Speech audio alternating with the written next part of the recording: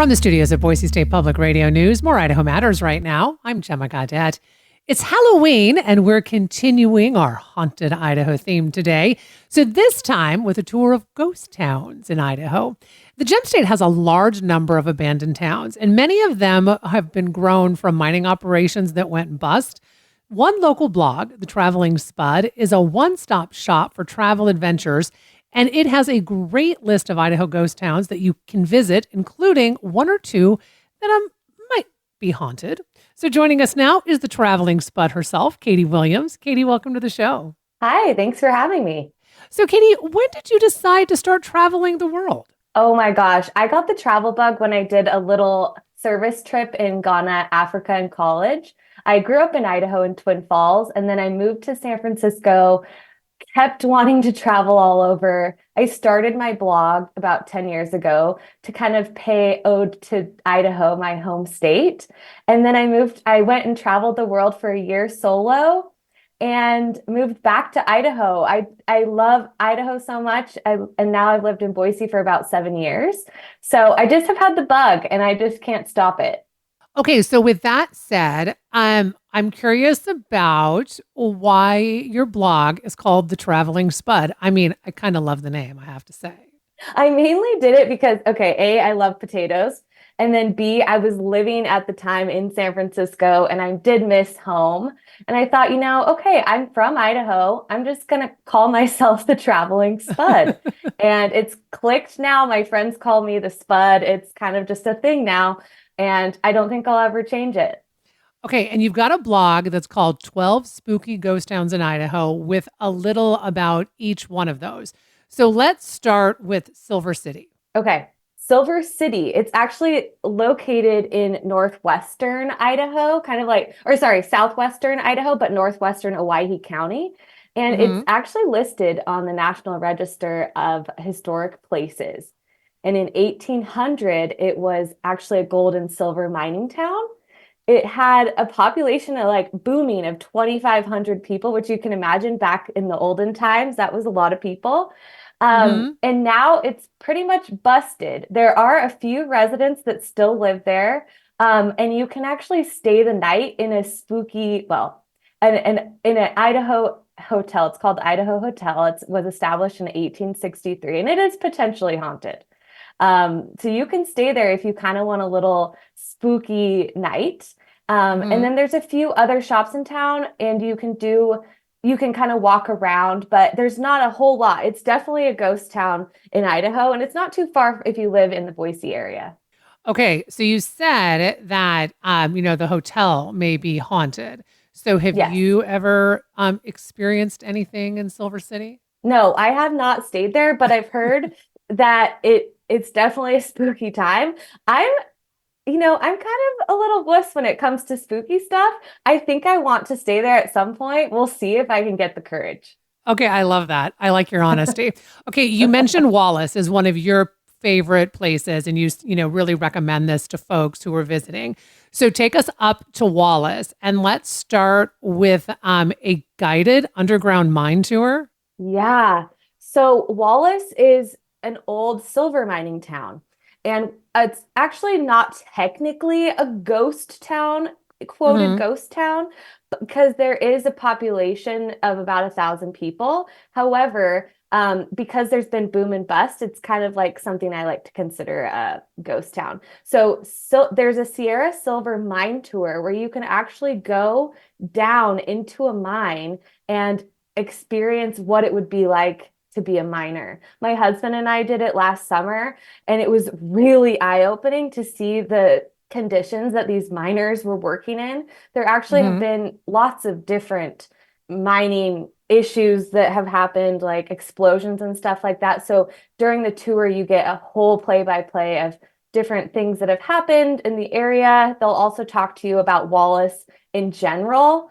And Wallace has a really cool story in that in the 70s, the government wanted to put a highway through the town, and all the residents band together to get all the buildings in the whole entire town put on the National Historic Register of Historic Places. And so now nothing in the town can be touched. I think that's so cool. And it's definitely worth a visit. Okay, next you say Yankee Fork is a good place to check out. And it has a bonus if you're into this. Three ghost towns just in one spot. Yeah. They're all kind of near the Stanley and Chalice area and Uh-huh. Sawtooth National Rec area. And so there's Bayhorse, Bonanza, and Custer. And then Yankee Fork is actually a gold dredge that's apparently one of the most well-preserved gold dredges in the lower 48 states. But yeah, you can visit them all within a day. Bonanza had at one point over 600 residents, but then they had a fire that wiped out most of the town. So everyone moved over to Custer. And then Custer peaked at about 600 people. And then in 1910, it completely became a ghost town. It's also on the National Register of Historic Places. And you can get a tour of it in the summertime. And then Bayhorse, it's near the Salmon River. It was a town of about 500. And you can go here. There's lots of actually trails and hiking and ATV trails over in that area that you can do. So if you want to hit up a bunch at once, that's a good area to go. Okay, the town of Burke, let's talk about that because you actually have a warning about this one. Yes. So Burke is really close to Wallace. So it's only 7 miles. So you can just drive there and it's in this narrow canyon. There is not a lot of room. It's kind of shocking that they built an entire town here, but there is actually a hotel. It was called the Tiger Hotel, and it was built in 1896.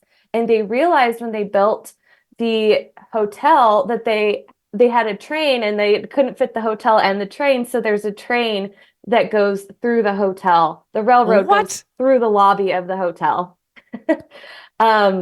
So this was a booming town, and then it kind of busted around. I think there's was like 15 residents left in 1990 or something like that. But when you go there, you'll notice there's kind of like cave like holes that are carved in the side of the hills. And that's where the former people lived. So it's where their houses used to be.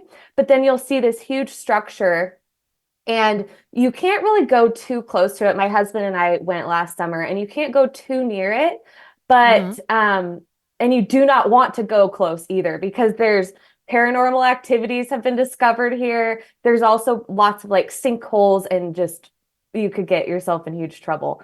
But Okay, you had it's me cool at to no see. sinkholes. Yes, exactly. It's so cool to see though from the outside and just know that it was an old hotel and kind of a booming town. Okay, so next on your list is Placerville. And now my understanding is there's a jail cell rather, in the basement of one of the stores in town. So, but why did most criminals not get a chance to use it? The Mercantile, that's where the jail is. The jail's located in the basement of the Mercantile. And it didn't get much use because criminals were normally just prosecuted with a deadly bullet or they would have them swinging on a rope. So they would just break their necks or they would shoot them, most likely. Okay, so no real need for a jail cell. Um, okay, so before we wrap up, let's talk Idaho City. You took a day trip there recently and went exploring. So tell us about what you discovered. So, Idaho City, if you talk to locals, they would probably not consider this a ghost town anymore because it actually does have a good population now. It's Hmm. about 400 people. However, it is so well preserved. I always love to recommend Idaho City to people because there is so much to see and do for a little day trip. If you live in Boise, it's only 45 minutes. There's a lot of preserved buildings. There's the Boise Basin Museum. There's Idaho's actually territorial prison. So it was our prison back when we were a territory, and there's 14 cells that are built into it. It was built back in 1870, and it's actually one of the only four territorial prisons open today that you can go visit. So that's a pretty cool thing to see.